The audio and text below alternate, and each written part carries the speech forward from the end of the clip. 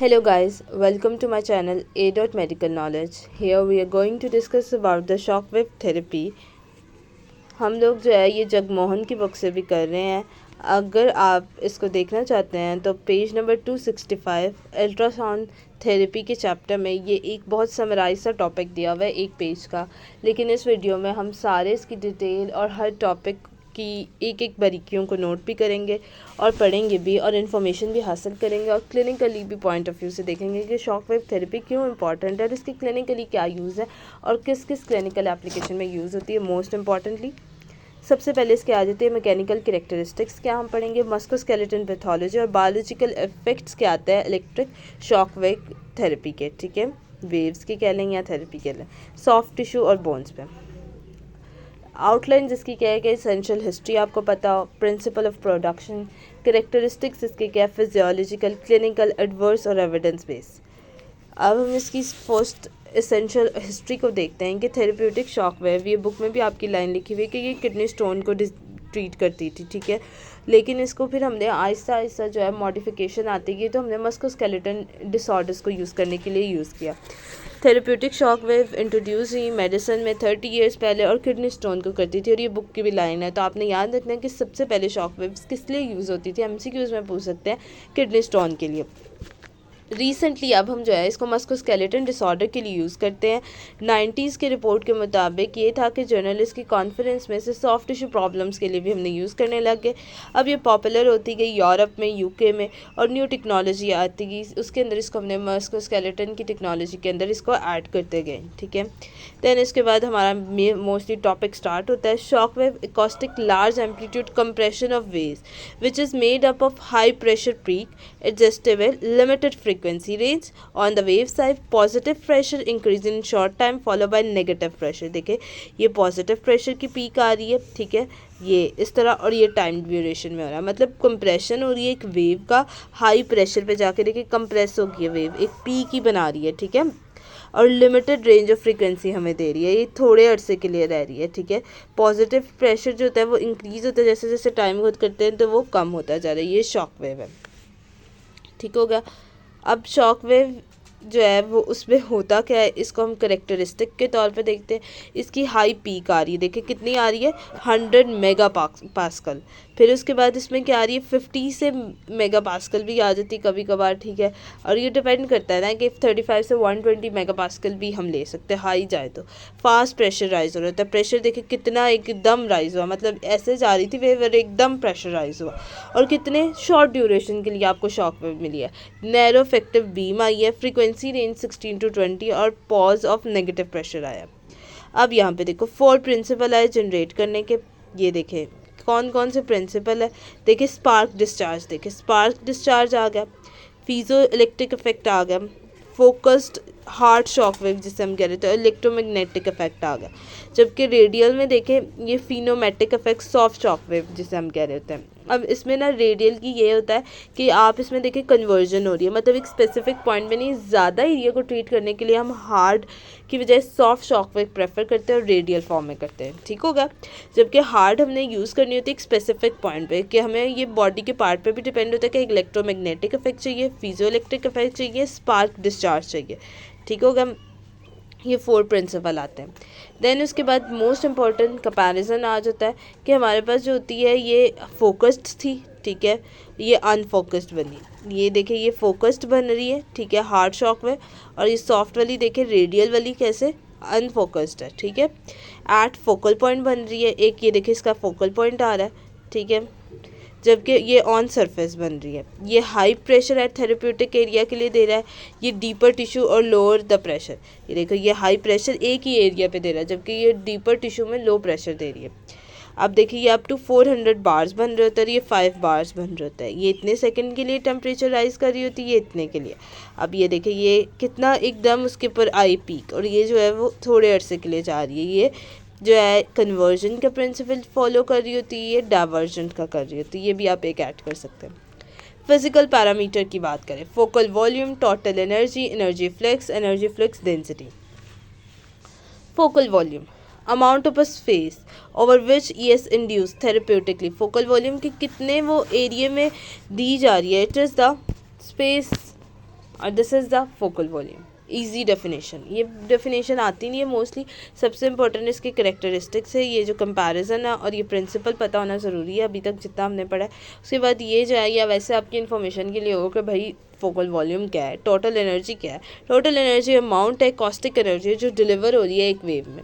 Energy flex क्या है कि पीक एनर्जी जो आ रही है with in the focal volume वो। और एनर्जी फ्लेक्स डेंसिटी क्या है जो मेजर करें एनर्जी फ्लेक्स स्क्वायर एरिया में। अब लो कितनी है, इतनी, मीडियम इतनी, और हाई 0.8 से ज़्यादा है। देखें अब लो और मीडियल आई और हाई देखें इस तरह हो रही है। जब लिथोस्ट्रोपी में यूज़ हो रही है, पेन थेरेपी में हम लो और मीडियल यूज़ करें, सेल की रिपेयर और रीजनरेशन में भी हम थोड़ी यूज़ करें। अब यहाँ पे डायरेक्ट इफेक्ट ये फिजिकल और मैकेनिकल देती है, इनडायरेक्ट इफेक्ट बायोलॉजिकल देती है, जो कि बुक में डिस्कस इतनी डिटेल से नहीं किया गया। लेकिन in this video you will get all detail information के मैकेनिकल इफेक्ट तो वो डायरेक्ट दे रही है, फिजिकल इफेक्ट भी डायरेक्ट दे रही है, लेकिन बायोलॉजिकल इफेक्ट तो इनडायरेक्ट आ रहा है। मैकेनिकल इफेक्ट देखें, मॉलिक्यूल आयनाइज हो रहे हैं, मेम्ब्रेन की परमेबिलिटी इंक्रीज हो रही है, फिजिकल में कैविटेशन आ रही है और माइक्रो स्ट्रीमिंग आ रही है। ये देखें कैविटेशन मतलब change of the membrane permeability, gas bubble बन रहे हैं वो कंप्रेस हो रहे हैं। माइक्रो स्टीमिंग में चेंज हो रही है मेम्ब्रेन की परमेबिलिटी, बबल्स जो है वो रोटेट कर रहे हैं, associated fluid movement along the membrane. अब यहाँ पे फिजिकल इफेक्ट आ रहे होता है, बायोलॉजिकल रिस्पॉन्स आ रहा है, बीपीएम आ रहा है इसमें, ठीक है। ये इंपॉर्टेंट है, ये भी आप कर लेंगे। फिजियोलॉजिकली हमें क्या इफेक्ट मिल रहा होता है कि इसमें जो होता है बायोलॉजिकल रिस्पॉन्स में वो सब कुछ ऐसे हमारे पास न्यूरोट्रांसमीटर वो हार्मोन्स रिलीज़ कर रहे होते हैं, जिसमें बीपीएम आ रहा होता है, वीईजी वास्कुलर एंडोथेलियम ग्रोथ फैक्टर आ गया, ठीक है, पीसीएनए भी ऐसे ग्रोथ फैक्टर है। ये सारे निकल के क्या करेंगे, ब्लड की सप्लाई को अच्छा करेंगे। ब्लड की सप्लाई अच्छी होगी तो टिश्यू रीजनरेशन होगी, न्यू वेस्कुलाइजेशन, न्यू ब्लड वेसल की फॉर्मेशन, न्यू वेस्कुलाइजेशन के एक लाइन में डिस्कस किया हुआ है बुक में। तो ये टेंडन को रिपेयर करिए, टेंडन का रिपेयर भी टिश्यू की रीजनरेशन में हेल्पफुल होगा। अब physiological effect and mechanical action क्या होती है, मैकेनिकल स्टिमुलेशन मिल रही होती है, ब्लड फ्लो इंक्रीज हो रहा होता है, सेलुलर एक्टिविटी इंक्रीज होगी, इसमें सब्सटेंस पी निकलेगा, फिर उसके बाद प्रोस्टाग्लैंडोन, यही सारी चीज़ें इन्फ्लेमेटरी साइटोकाइनाइंस निकलेंगी। एल्जेसिव इफेक्ट मतलब पेन को रिलीव करेगा, ब्रेक डाउन करेगा कैल्सिफाइड डिपॉजिट को, ठीक है, कैल्सिफाइड डिपॉजिट्स जो हो जाते हैं, कैल्शियम की डिपोजिशन हो जाती है, उसको ये ब्रेक डाउन करेगा शॉक वेव थेरेपी में। देन इसका ट्रीटमेंट जो होता है apply energy, number of a shock और number of a treatment sessions repetitions आ रहे होते हैं। देन इसके पास क्लिनिकल एप्लीकेशन में लो होती है जो कि 0.08 में हो रहा है, मीडियम में ये वही स्लाइड आ गई कि मीडियम में इतना आपने दे दिया, और हाई जो है वो लिथोस्ट्रोपी में यूज़ हो रहा होता है। शॉक वेव यूजली जो होती है वो 1000 से 20,000 होती है, सम रिसर्च कहती है कि 100 से 500 भी यूज़ कर लें। 500 इफेक्टिव होती है 100 से, ये तो बात लॉजिकली कि जितनी ज़्यादा अमाउंट होगी उतनी इफेक्टिव होगी।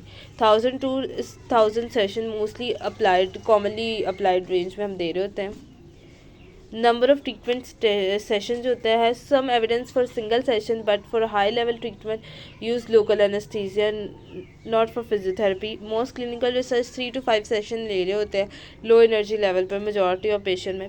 देन उसके बाद there have been no RCT trials yet to determine the maximum effective therapy session number interval 3 days और 3 week। अब कह रहे हैं कि बहुत ज़्यादा ट्रायल्स किए जा रहे हैं, लेकिन ये अब मेरे लिहाज से ये एक पेशेंट के ऊपर भी डिपेंड करता है कि उसका रिकवरी रेट और उसकी कंडीशन कैसी है। कुछ पेशेंट्स के लिए हम 3 सेशन या 3 to 5 सेशन में ठीक हो जाते हैं, कुछ 3 days के सेशंस में आ रहे होते हैं, कुछ हम 3 weeks के सेशंस में बना रहे होते हैं। तो ये डिपेंड करता है क्लिनिकल एप्लीकेशन में। आप ये भी लिख सकते हैं कि डिपेंड करता है पेशेंट की सिचुएशन पे। Clinical application most important clinical life के लिए बहुत ज़रूरी है, यूनिवर्सिटी लाइफ में सबसे इंपॉर्टेंट क्लिनिकल एप्लीकेशन होती है।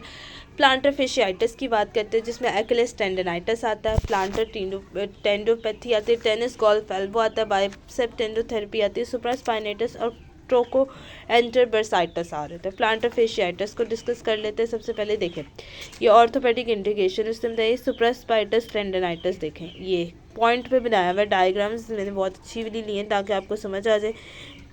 पेटेला टेंडन की देखें, एक्लेस टेंडन यहाँ पे आ गया, ठीक है।